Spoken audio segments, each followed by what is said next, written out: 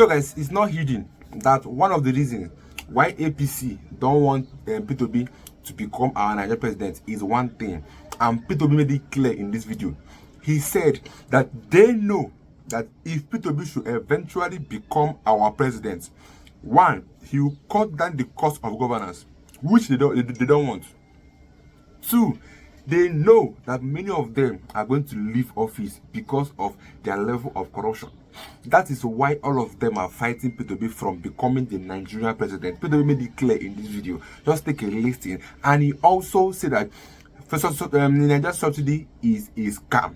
That there are many scams in Nigeria by this current government. And he exposed all. Take a listen. I'll be guys in a minute. The comments from my respected elder brother, Kwankwaso, is the reason why we have 100 million Nigerians living in poverty. The reason why we have 18 million Nigerian children out of school.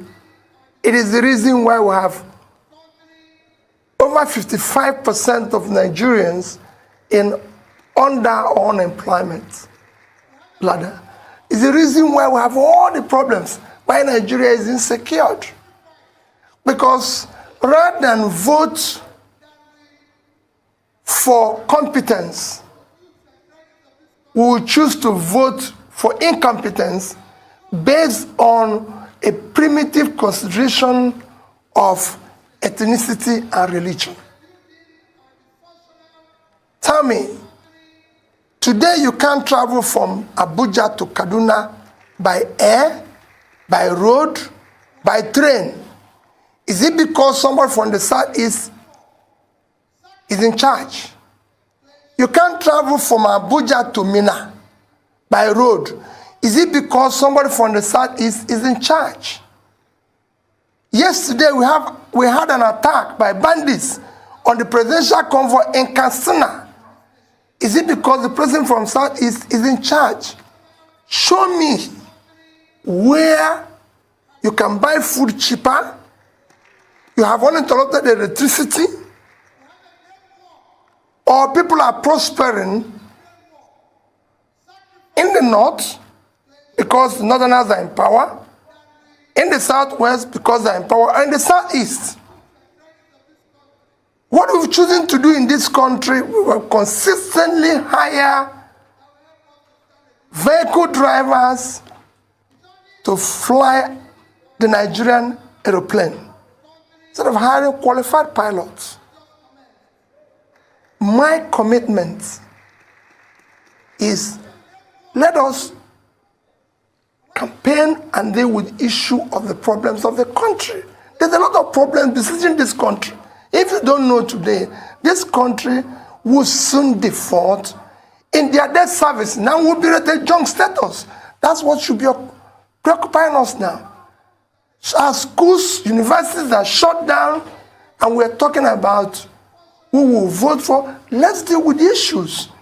This election will not be based on my turn. It will not be based on ethnicity. It will not be based on religion. It will be based on the Nigerian agenda to save this Nigeria. Nigeria is in coma. And you need a specialist. And that is what I'm offering. To save his life or he will die.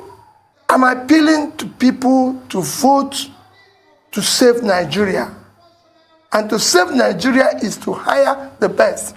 I don't want people to vote for me because I'm from the southeast. I don't want people to vote for me because I'm from south-south, or I'm from southwest, or northwest, or northeast, or north central. I want them to vote for P2B because he's a Nigerian who is competent to start pulling Nigeria out of the mess it is today. Often at times we tend to neglect those on the lower ladder. They might be the solution. They might be the solution. And those comments are comments that should not be on the table today, because we have a problem. My candidacy is actually meant to solve those problems, to stop referring those who are higher ladder, because, okay, those who are higher ladder have brought us where we are. Maybe we need those on the lower ladder to be able to deal with it. And that's what, even his comment, let me take a large Gladiman's comment, which you said. He said, I am competent to be the vice president because of my knowledge of the economy. Let me tell you, Nigerian problem is the economy. So why do you want somebody who has knowledge of what the problem is to be vice? That is what I'm saying. You want to use the people who should be on reserve bench to start the match when, no. He mentioned that I have the knowledge. The Nigerian problem is the economy. It is the economy because people don't have job, because people don't have means of livelihood, you push them into criminality, into agitation, into all sorts of problems we're facing today. And that is what I'm saying, that I have the knowledge to start pulling these people out of poverty. I will start dealing with cutting costs in order to be able to pull Nigerians out of poverty, to be able to reduce. Go and look at the world. So it is actually what is telling you what Obi'S said. I will say is Peter Obi is qualified to be vice president. Everybody have said it, not just Obi'S. You've heard other people like chief servant in Niger said, everybody said he's competent. But what is the problem of Nigeria? Economic problem. So I do also have to raise comments made by Alhaji Mahdi Shehu, chairman of the Dialogue Group, on another show on the Arise News Network, where he said that during your time as governor of Anambra, you wanted northerners working in Anambra to wear a badge of identification. Frankly, that sounds like something out of Nazi Germany, where Jews had to wear a yellow badge, and that it was only until the intervention of Senator Rabiu Kwankwaso that you then backed down from that idea. He also raised this issue that was trending on social media, an allegation that your son was the person pictured who was dressed in Biafran attire standing on the Nigerian flag. I'd like you to address those two issues. Well, I will even add that he mentioned the issue of my sponsoring IPOB. Let me tell you, I've said it. One, go and check the records and check his facts. I've never been involved in sponsoring any agitation, be it IPOB or anyone. I've never. In 2017, which I'm sure you referred, I made a comment. I said, IPOB and all other agitations are as a result of leadership failure over the years that failed to address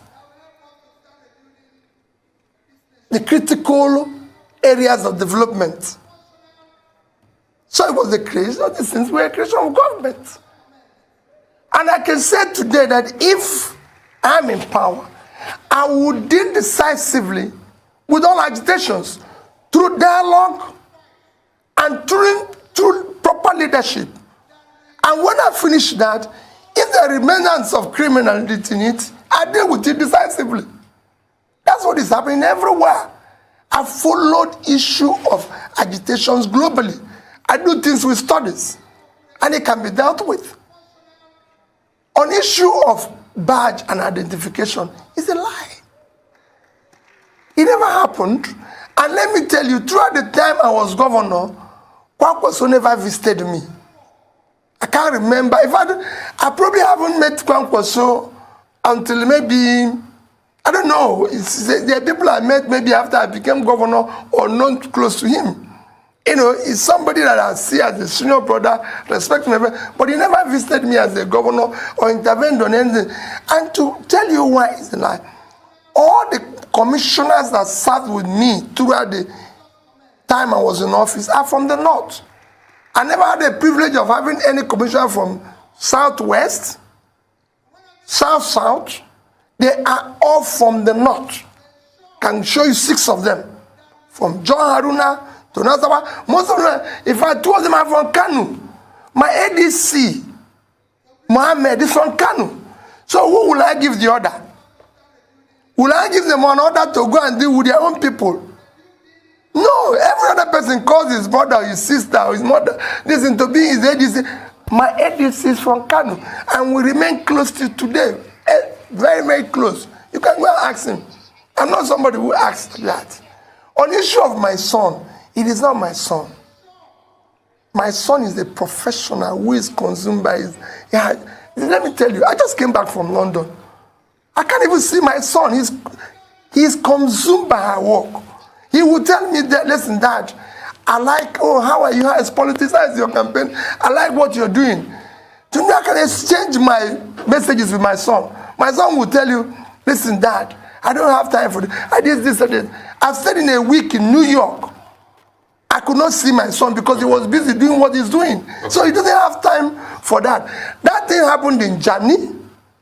My son doesn't live in Germany. He lives in the UK. Okay. And he's consumed by his work. Okay. And I want Alhaji, I can tell him, I'll bet any amount for anybody to prove or say that is my son. He's shorter. He's listen, so I want to assemble the type of team I had in Anambra State and I said to them from day one, if you agree with me in 3 meetings, you go. That means you don't have your own idea. I want those who can look at my face and say, Mr. President, you're wrong.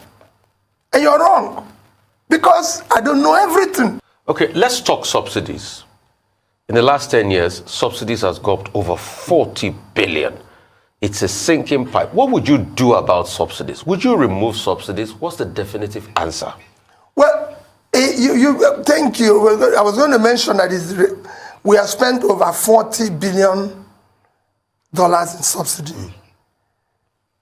Rufai, our total education expenditure in the past 10 years, total education expenditure in the past, in fact, 12 years, is about 8 trillion.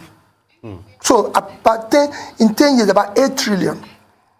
8 trillion is about 20, let me use 400.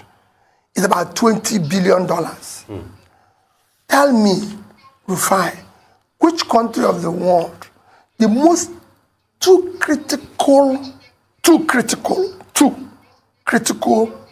engine of development is health and education.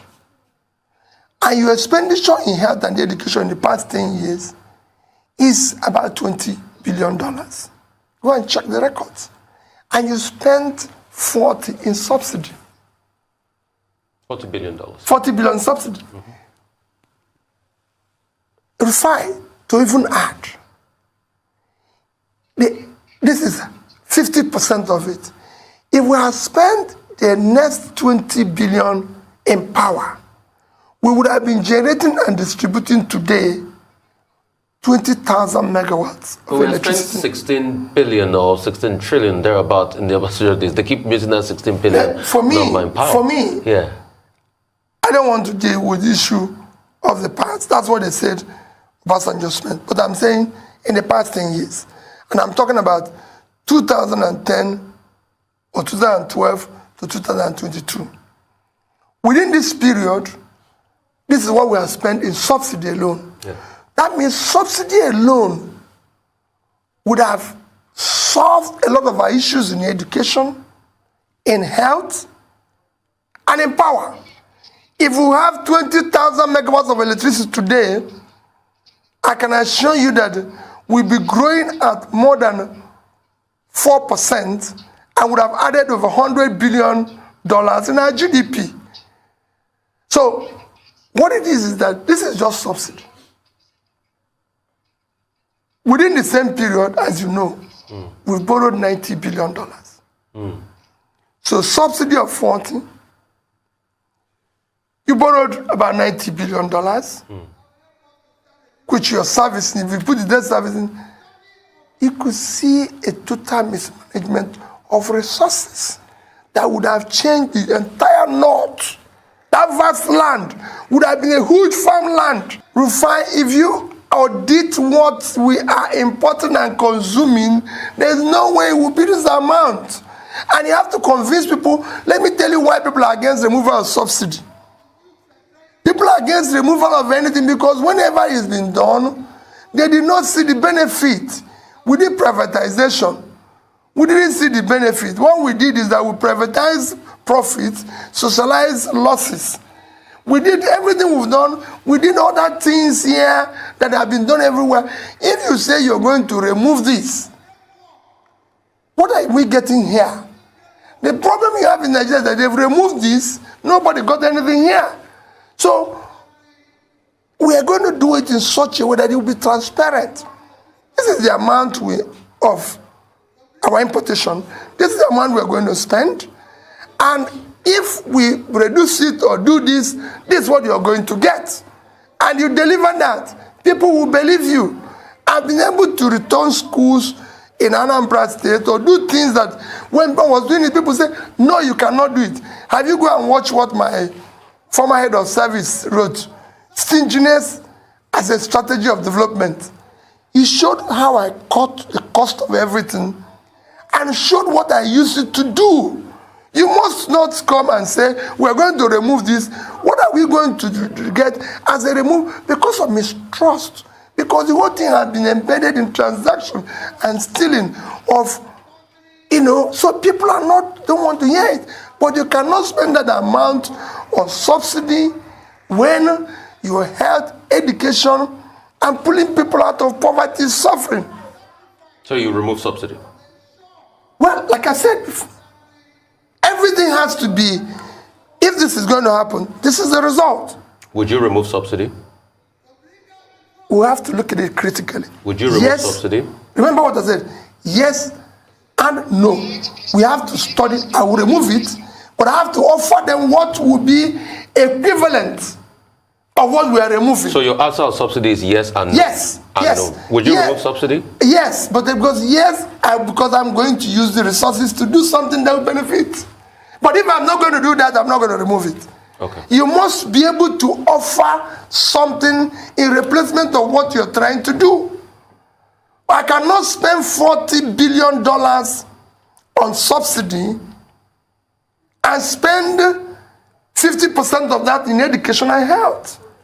Even in security, where our security budget have not been up to that. And you're saying that subsidy is more important than security of life and property. These are things you must do. You must be able to say, if we keep this, we will not get this. If we keep this, we will not get this. But because of mistrust, I will say that subsidy is a scam. And I still maintain it. So we have to look at it. How much are we importing? Who is consuming it? Why are we going to keep this? And there's so many scams all over the place, including the cost of governance. We're going to look at it. It's not going to be a business as usual going. And that is why people are telling you, oh, it's good at the economy, it's not good at this, it's not that good, because they know that if I'm at the number one position, I'll be able to say, no, you can't continue with this. So they want a situation where it will continue, but let Peter be here.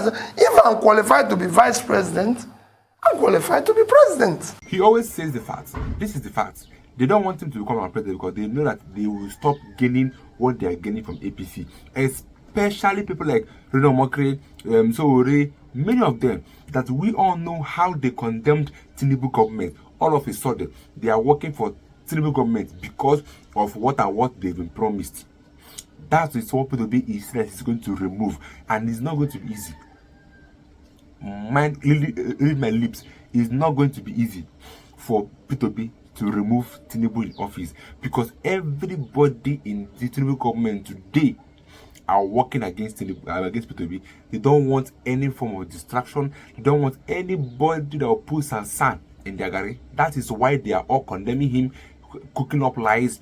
Everything P2B says online, they will carry it and turn it around against P2B. This is why they've been fighting P2B. And the gospel truth is that no matter how they try, no matter the effort they put, no matter the sacrifice they make, P2B have become a man that you cannot fault. P2B is not a god. He's a human being. But he have decided to always walk and do things the right way. This is why it's hard to implicate or to carry out, to form or cook up a lies against P2B. Because people have known this man. People have known what he stands for. So it's not less for us Nigerians to also help this man called P2B. Because if Obi is not president, he is not losing anything. P2B is so wealthy enough that he can leave in any country of his choice. And P2B is so popular that he can be welcomed in any country of his choice. But he decides to be in Nigeria to make it right for us in Nigeria to stand by the youth, because he understands that the youth are suffering and the youth have all it takes to make Nigeria better, but they are in the wrong government. So he's trying to become the right government for the youth. So it's now a wake-up call for the youth to do the needful come 2027. Let me get your views in the comments after you guys in my next video.